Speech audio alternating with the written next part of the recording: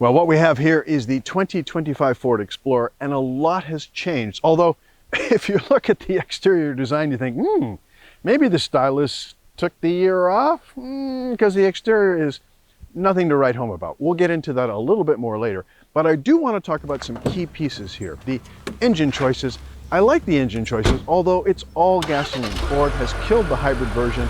That's not a good thing, but you do have a 2.3 liter i4, which is 300 horsepower, so there's plenty of jam there, and a V6, 400 horsepower turbocharged, and that is a real little rocket, but it's only available right at the very top of the line. The technology story, well, you've got BlueCruise, sort of the self-driving technology here. I like what Ford has done here, although again, that's a subscription technology available here. And here in Canada, that's $900 a year to get the full BlueCruise package. However, there's some other pieces I do like. The Android-based infotainment system now, very good. The screens, you've got a 13-inch plus center touchscreen for the infotainment system, really clear graphics, very nicely done, and a 12-inch plus digital cluster, also nice graphics, lots of information there. The interior itself looks great. I think Ford has finally updated the interior to match the price tag, and that brings me to a point I want to really emphasize here. The rig you're looking at here is the ST line. As you see it here, all in, $66,480. That's a lot of money. I'm Jeremy Cato, and this is CatoCarGuy.com. Thanks for watching, and if you like what you see here, please like and subscribe to the channel. It really helps. If you're in the marketplace for a rig that outsteers, out-accelerates, and out-handles just about everything else in its class, then the Explorer is definitely worth a test drive. And match it head-to-head with Mazda's CX-90. I do want to mention, though, that if you're looking for a mid-size, family-oriented, three-row SUV, the Explorer falls a bit short in terms of interior space. Also, the seating for the second and third rows, not great. Ford has put a lot of effort into improving the interior, but it's still not #1 in its class.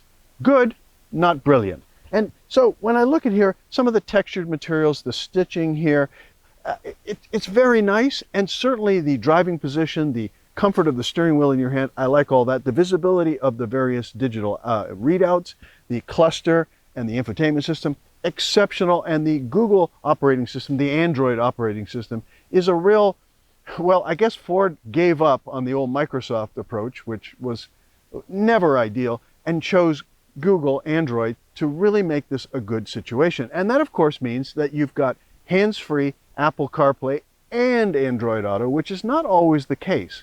As for the seating position, well, these seats in the front seat are good. They're not brilliant, but they're good. Let me show you the back seat. Back here in the second row, well, there's headroom, there's legroom, that's fine. But the seats, these captain's chairs in this ST line, they're too narrow, they're not very well padded, there's not a lot of under-thigh support, they're just not good in any way. But it's even more interesting when we get to the third row. God. God. Ugh.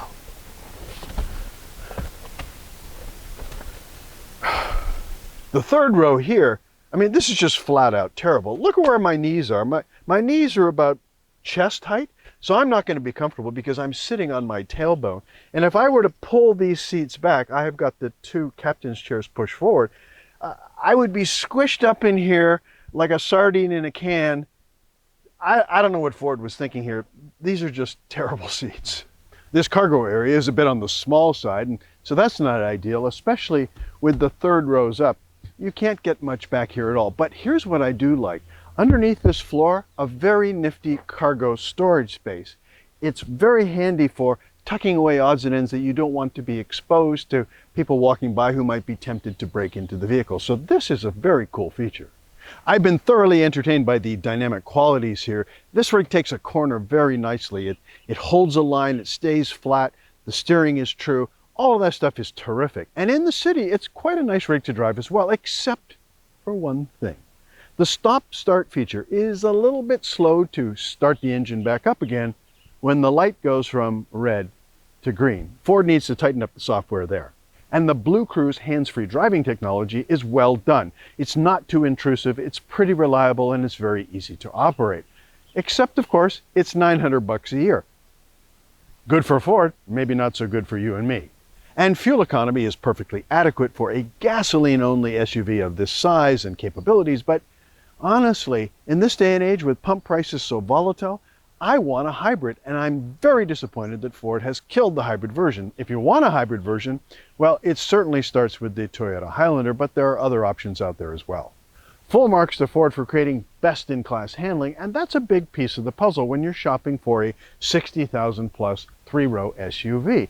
But the cabin could be bigger. Some of the materials still need a bit more upgrade. The second row captain seats, well, they're just not comfortable on a long ride, and the third row is uninhabitable. Not great. More cargo space would be welcome as well, and let's dress up this styling just a little bit more.